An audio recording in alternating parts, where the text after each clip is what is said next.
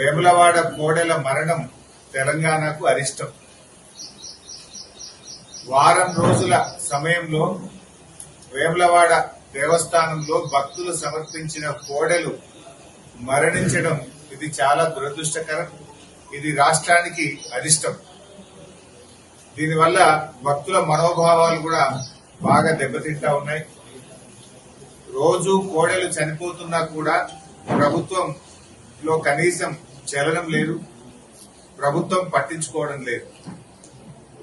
ఒక వారం రోజుల్లో 26 కోడెలు మరణించాయి.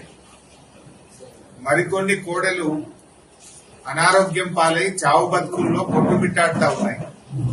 అయినా ప్రభుత్వం వాటిని రక్షించే ప్రయత్నం కూడా ఈరోజు చేయడం లేదు.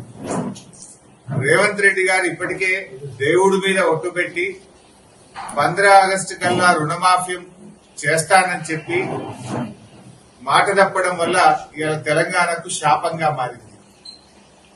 దేవుడి మీద ఒట్టుపెట్టి మాట తప్పితే అది శాపంగా మారింది. ఇంకొక వైపు వేములవాడ దేవస్థానంలో కోడెలు మరణించడం ఈ రాష్ట్రానికి అరిష్టంగా మారుతా ఉంది.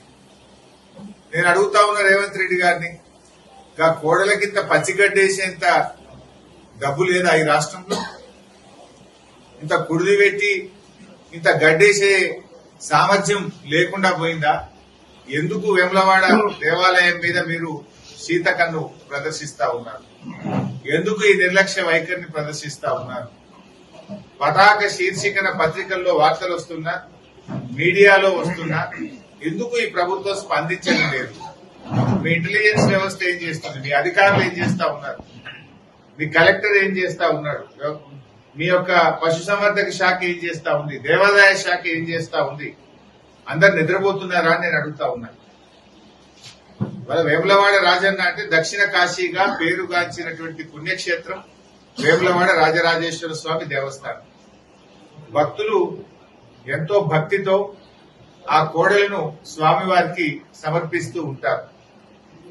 ఇలా భక్తులు సమర్పించిన కోడెలను కాపాడలేని దుస్థితిలో ఈ రాష్ట్ర ప్రభుత్వం.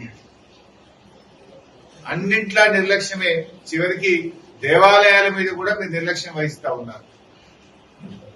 ఇంత గడ్డేసి గుర్తు పెట్టే తెలివి లేదా?